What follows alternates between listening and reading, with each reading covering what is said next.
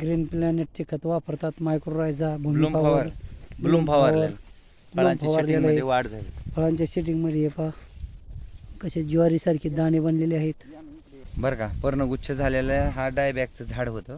ह्या झाडाला आम्ही खरड छाटणी करून FC पावडर ब्लूम फवारून या ठिकाणी दुरुस्ती केली.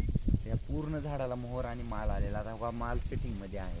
आणि हे पहा, हे डायबॅकचं झाड दिसतंय का तुम्हाला? हे डायबॅक बघा, हे गुच्छ बघा आणि ह्याचा माल बघा.